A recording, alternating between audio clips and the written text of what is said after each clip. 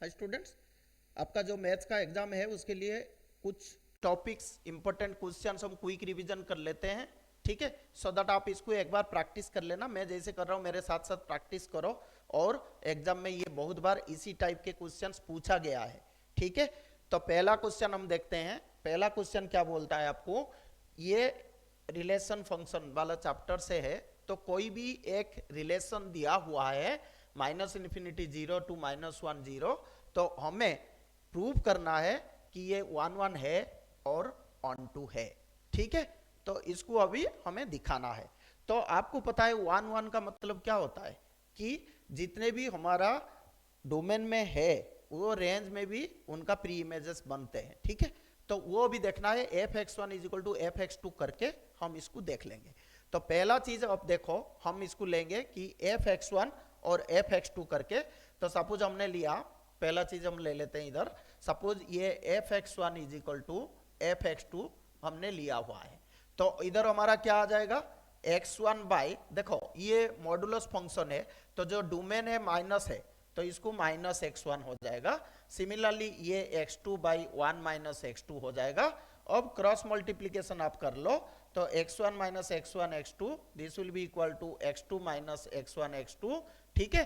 तो ये कट हो गया, तो आपको फाइनली मिल रहा है x1 = x2। तो ये अगर बराबर हो गया तो हम इसको बोल सकते हैं जो फंक्शन होगा वो 1 1 फंक्शन होगा। सेकेंड पार्ट में आ जाओ। सेकेंड पार्ट में आपको ये क्या बोल रहा है कि हमें प्रूव करना है ऑन टू। तो ऑन टू करने के लिए हम बेसिकली क्या करते हैं ना, f(x) = y को लेते हैं। तो अगर मैं इसमें लिखता हूं y = मेरा क्या होगा, x बाई, बट इधर चीज क्या है, ये वाला जो है ये y का वैल्यू ऑलवेज आपका क्या है, रियल नंबर है। तो इसको हम 1 + x, सॉरी ये तो सेम लेना पड़ेगा आपको, तो ये 1 - x रहेगा, ठीक है। तो ये आपको 1 - x हो गया। अब देखो क्रॉस मल्टीप्लीकेशन कर दो, तो y - xy = x, तो इसमें y = आपका हो जाएगा x + xy। तो आप देखो इधर अगर x कॉमन लेते हो तो ये 1 + y हो जाता है। तो हम अगर लिखते हैं x = तो y बाई 1 + y आ गया, ठीक है। तो आप इधर देखो ये अभी 1 + y, तो अगर हमारा रेंज देखेंगे तो ये पॉजिटिव है, तो इसलिए जो मॉड फंक्शन है वो प्लस में आएगा। So this is true. तो हम इधर लिख सकते हैं कि our f(x) = y, so this function is a onto function, this function is a onto function, ठीक है। ये आपको क्लियर हो गया। नेक्स्ट क्वेश्चन में चलते हैं हम। नेक्स्ट क्वेश्चन क्या हमें बोलता है कि ये भी फंक्शन से ही है, तो सिमिलर टाइप क्वेश्चन से, बट इधर क्या है कि आपका डोमेन और रेंज कुछ चेक करना पड़ेगा आपका। तो पहला पार्ट हम जब करते हैं तो हमारा क्या होता है ना, we have to take f(x1) = f(x2). तो जो फंक्शन आपको दिया हुआ है तो x1 पहले पुट कर दो, तो 4x1 बाई 3x1 + 4 हो गया, और ये 4x2 बाई ये 3x2 + 4। तो अभी आप क्रॉस मल्टीप्लीकेशन कर दो, तो क्रॉस मल्टीप्लीकेशन में आपको क्या मिलता है, 12x1 x2 प्लस ये हो जाएगा 16x1, so this will be equal to 12x1 x2 और प्लस ये हो जाएगा 16x2, ठीक है। तो ये कॉमन है, मतलब सेम चीज है, तो कट हो गया। तो 16x1 = 16x2, तो इससे आपको क्या पता चल रहा है यार, x1 = x2। तो x1 = x2 होगा तो हम इसको क्या बोलेंगे, दिस इज ए 1 1 फंक्शन। तो 1 1 फंक्शन आपका प्रूफ हो गया। अब क्वेश्चन में क्या बोला, अगर ये 1 1 भी हुआ है तो आप ऑन टू के लिए इसको चेक करो। तो ऑन टू के लिए अभी हम कर रहे थे कैसे, हम f(x) = y लेके कर लेंगे, ठीक है। तो अगर मैं इसको बात करता हूं तो मैं लिखता हूं y = ये 4x बाई 3x + 4 है। तो पहले मैं चेक कर लूंगा कि ये डोमेन में आ रहा है कि नहीं आ रहा है। तो ये मेरा क्या हो जाएगा, 3xy + 4y = 4x। तो अगर मैं उस तरफ ले जाता हूं तो 4y = इधर आप देख लो x कॉमन ले लिया, तो 4 - 3y हो गया। तो अगर मैं इधर x का वैल्यू मुझे चाहिए इन टर्म्स ऑफ y, तो 4y ये 4 - 3y हो जाएगा। अगर आप देखो ये जो डोमेन वाला वैल्यू है इसमें -4/3 नहीं होना चाहिए, ठीक है।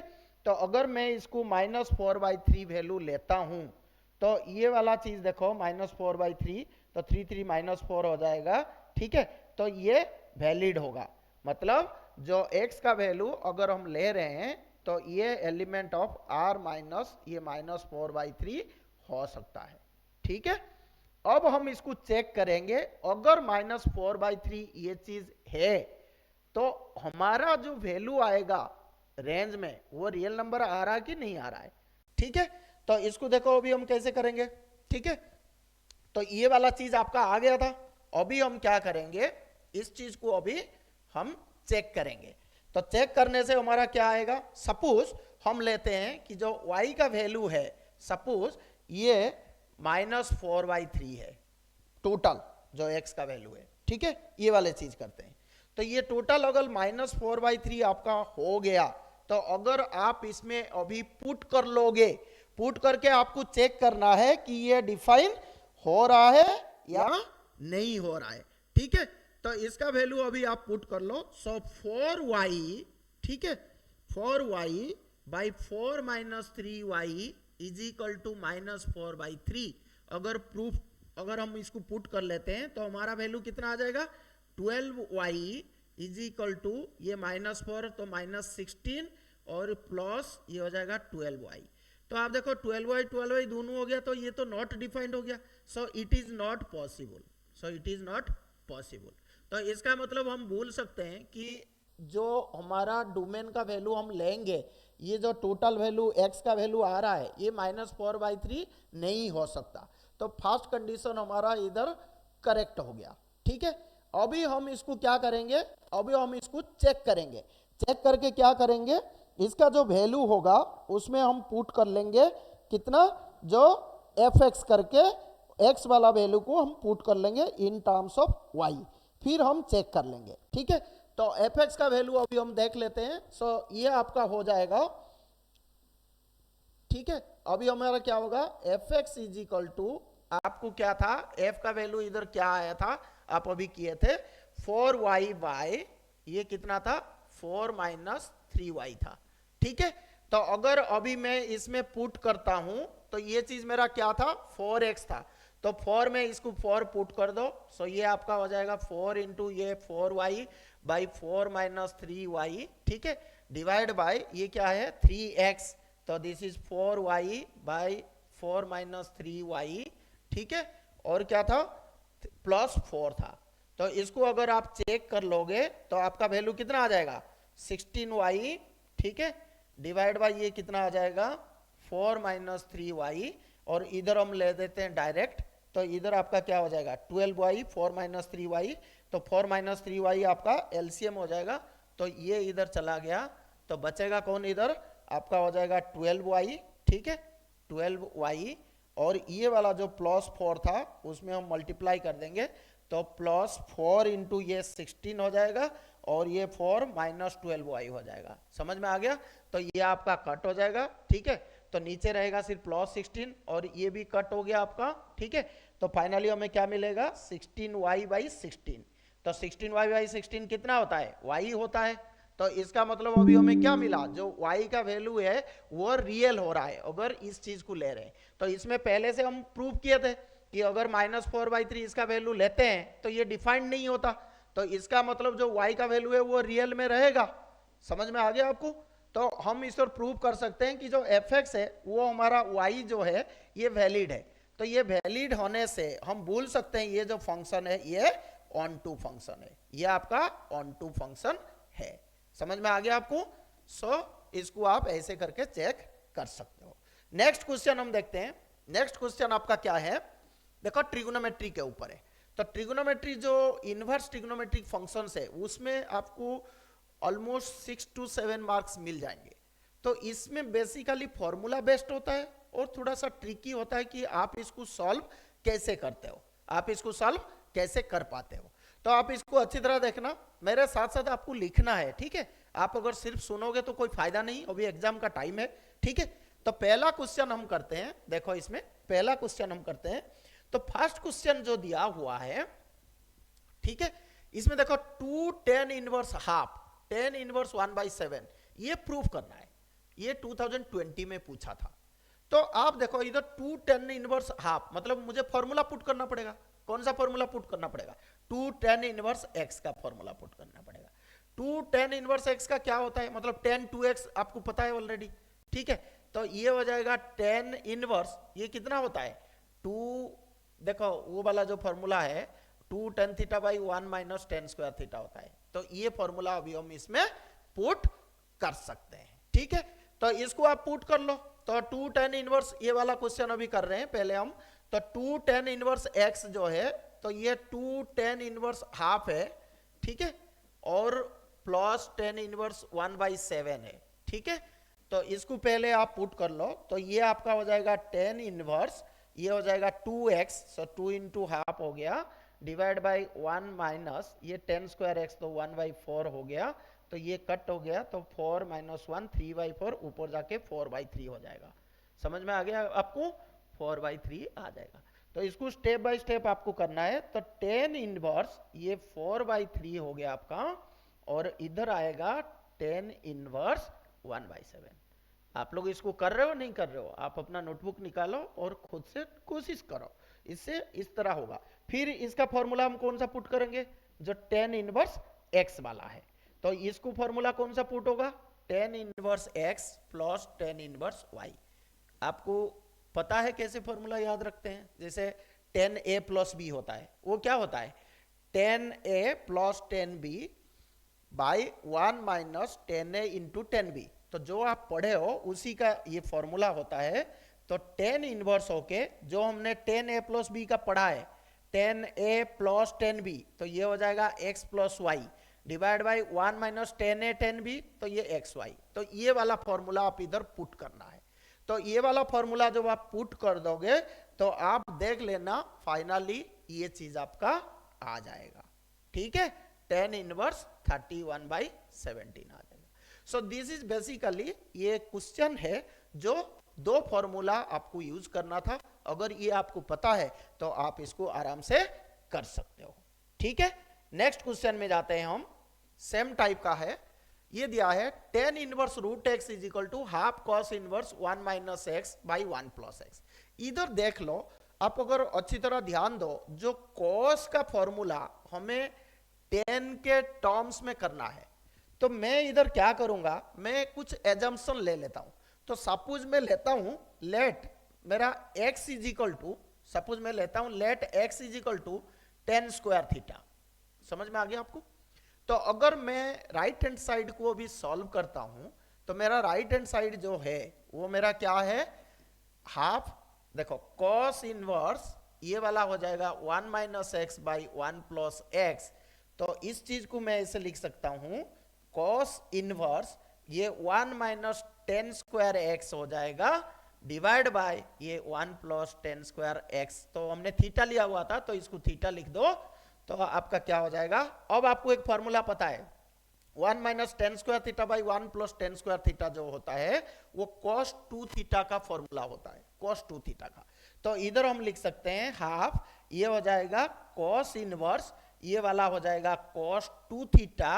तो cos इनवर्स cos 2 थीटा आपको ये पता चलेगा सीधा 2 थीटा हो गया। सो हाफ इंटू 2 थीटा, तो ये आपका थीटा हो गया।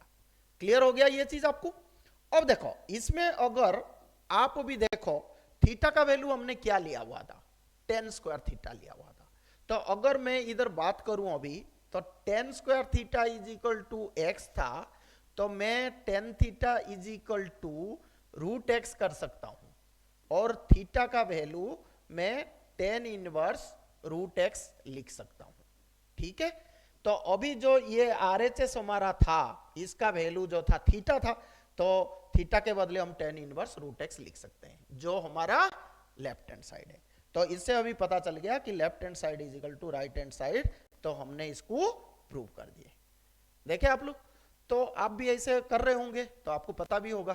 तो थोड़ा सा ट्रिकी ये होते हैं कि इनवर्स ट्रिग्नोमेट्रिक फंक्शन में आप कोशिश करो कि कौन सा फॉर्मूला यूज करना है, ठीक है। नेक्स्ट क्वेश्चन में हम चलते हैं। नेक्स्ट क्वेश्चन क्या बोलता है आपको कि prove that cos inverse this plus sin inverse this is equal to sin inverse this. तो इसमें देखो ये अलग अलग फंक्शन है। तो अलग अलग फंक्शन है, तो मैं इसको सॉल्व कैसे करूंगा? मैं पहले इसको क्या करूंगा कि मुझे एज्यूम करना पड़ेगा। तो जैसे कॉस इनवर्स का वैल्यू हम देख रहे हैं, तो कॉस इनवर्स का वैल्यू लेके अभी हम क्या कर सकते हैं, पहले हम इसको एक्स वाई पकड़ के फिर हम इसको सॉल्व करके जो साइन एंड कॉस का वैल्यू हम निकाल सकते हैं, फिर इसमें हम फॉर्मूला सीधा पुट कर देंगे, सो दैट हमारा प्रूफ हो गया। ठीक है, समझ में आ गया आपको? तो कैसे करोगे आप इसको लिखो, जैसे आपको खुद आइडिया मिल रहा होगा। तो इसको सपोज आप एक्स ले लो, इसको आप वाई ले लो, समझ में आ गया? इसको एक्स वाई ले लो, तो आपको क्या पता चलेगा, देखो। So x is equal to your cos inverse 12/13 है। ठीक है, तो मैं इसको अगर cos x करता हूं तो मेरा वैल्यू कितना आएगा, 12/13। सिमिलरली अगर ये वाले चीज आप करते हो तो इसमें देखो y मैंने लिया था, तो साइन इनवर्स जो 3/5 था इसको मैंने y लिया था, तो मेरा साइन y का वैल्यू कितना हो जाएगा, 3/5 हो जाएगा। ठीक है, तो इधर जब साइन x मिल गया ना, इसको आप cos x है तो sin x कैसे निकालोगे, 1 माइनस cos स्क्वायर x का स्क्वायर रूट करके। तो इसको अगर करोगे तो 1 माइनस ये हो जाएगा 144/169, तो 169 सो 25 हो जाएगा, तो 5/13 आ जाएगा।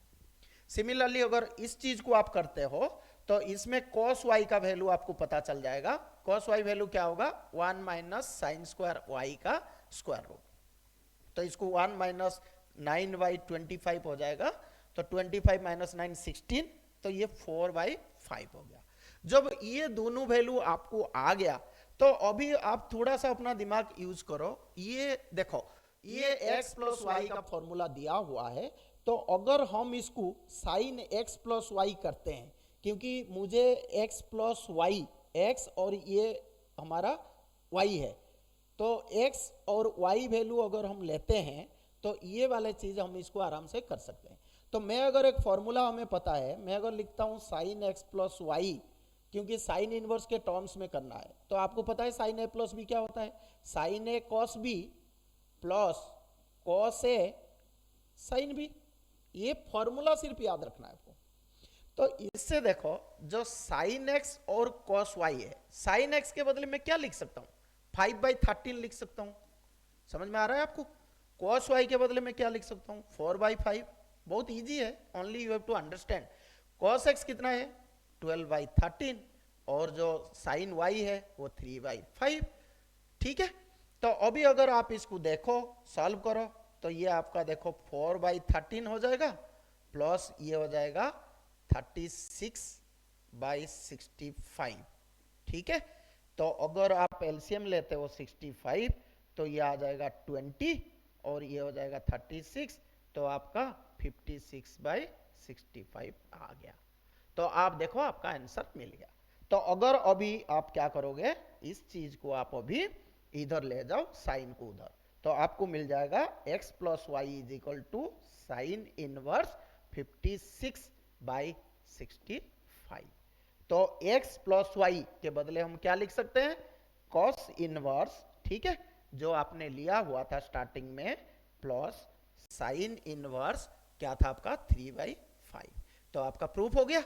सो दिस इज द वे आप इसको अच्छी तरह कर सकते हो। तो अच्छी तरह इसको आप देखो कि कैसे। तो इसी टाइप के बहुत सारे क्वेश्चंस आपको पूछा जाता है, बहुत इजी है। ओनली थिंग कौन सा फॉर्मूला है वो थोड़ा सा आप इसको ध्यान रखो। ठीक है, अब हम नेक्स्ट क्वेश्चन में चलते हैं। तो जो नेक्स्ट क्वेश्चन आपका है वो देखो मैट्रिक्स रिलेटेड है। तो मैट्रिक्स में आपको ऑलरेडी पता है कि जैसे मल्टीप्लीकेशन से क्या करते हैं, तो इस टाइप के क्वेश्चन बहुत इजी है, मैं आपको जस्ट बता देता हूं। जैसे ये C D minus A B is equal to आपको दिया हुआ 0, तो अब देखो मुझे तो डी दिया नहीं है, तो मैं डी को क्या करता हूं, फाइंड ए मैट्रिक्स डी साजदा। सो सपोज हम इधर ले लेते हैं जो मेरा डी मैट्रिक्स है, सपोज ये देखो ये सारे 2/2 है, तो मैं इसको ए बी सी डी करके ले लेता हूं। ठीक है, तो अगर C D minus A B is equal to 0 है, तो मैं पहले प्रूव करूंगा C D minus A B मुझे निकालना पड़ेगा। तो C D minus A B जब करूंगा तो मैं क्या करूंगा, सी के बदले हम क्या लिख सकते हैं 2 5 3 8। ठीक है, और डी के बदले आप क्या कर सकते हो, ए बी और सी डी, ठीक है। तो माइनस ए बी, ए के बदले 2 -1 3 4 और ये बी के बदले हो जाएगा 5 2 7 4। बाकी मल्टीप्लीकेशन आपको पता है, नॉर्मल मल्टीप्लीकेशन क्या होता है, रो टू कॉलम होता है, ठीक है। ये रो लोगे, ये कॉलम लोगे, तो पहला वाला चीज हमारा जो बनेगा वो क्या होगा, 2a + 5c हो जाएगा। सिमिलरली इसको इधर लोगे तो ये हो जाएगा 2b + 5d, समझ में आ रहा है। सिमिलरली इसको जब करोगे तो ये हो जाएगा 3a + 8c, अब सिर्फ इसको करोगे तो ये हो जाएगा 3b + 8d, ठीक है। तो इसको इक्वल भी करोगे तो इसको इक्वल करने से ये हो जाएगा आपका 10 - 7 तो 3 हो गया, फिर इधर जाओगे तो 4, ये -4 हो जाएगा 0 हो गया, फिर इसको ले लोगे तो 15 और ये होगा 28 तो 38 43 हो जाएगा, और इधर लोगे तो आपका हो जाएगा कितना 6 और 16 तो 22। तो अब आपको पता है ये इसके बराबर हो जाएगा, ठीक है। जैसे आप जानते हो इस चीज को, ये वाला जो चीज होगा इसके बराबर हो जाएगा, ये वाला चीज जो है ये इसके बराबर हो जाएगा, ये वाला चीज इसके बराबर, ये वाला चीज इसके बराबर। तो अगर अभी देखो आप इजी इसको अगर आप ले लेते हो तो b का value in terms of d हो जाएगा, बाकी आप सब्स्टिट्यूशन करके इसको आप निकाल सकते हो, ठीक है। तो जो फाइनल वैल्यू आपका आएगा इसमें a का वैल्यू आपका क्या आएगा -191, ठीक है। आप इसको खुद करके चेक कर लेना, ठीक है। a का वैल्यू क्या आएगा -191, ठीक है, और c का वैल्यू आएगा 77। तो ये दोनों आप चेक कर लेना, तो बाकी जो b एंड d है वो ऑटोमेटिक आपके आ जाएंगे, ठीक है। तो उससे आप कर सकते हो। तो b का वैल्यू भी लिख लो -110 है, ठीक है। b का वैल्यू भी आपका क्या आएगा -110 और d का वैल्यू क्या आएगा 44। तो ये 4 वैल्यू आप इससे निकाल सकते हो। तो ये वेरी कॉमन क्वेश्चन है, बट जब हम क्वेश्चन पढ़ते हैं तो हमारा माइंड में आता नहीं कि इसको कैसे करना है, ठीक है। तो ये कंसेप्ट आप अच्छी तरह याद रखना, ठीक है। नेक्स्ट क्वेश्चन में हम चलते हैं। तो नेक्स्ट क्वेश्चन आपका क्या है, सेम मैट्रिक्स वाला है, इसमें भी वही चीज है और ये आपका 2015 में पूछा था। बट देखो आप घबराना नहीं, इसमें क्या ना 3 मैट्रिक्स दिया हुआ है। तो आप पहले सोचोगे कि सर ये तो 3 मैट्रिक्स है, 3 बार मल्टीप्लाई कैसे करेंगे। पहले आप 2 बार कर दो फिर 1 बार करो, तो उसको जब हम पकड़ते हैं वो थोड़ा दिमाग लगाना पड़ता है। तो पहले आप क्या करोगे, इसको इसके साथ मल्टीप्लाई कर दो, फिर उसको बाद में करना, ठीक है। तो क्योंकि हमें x का वैल्यू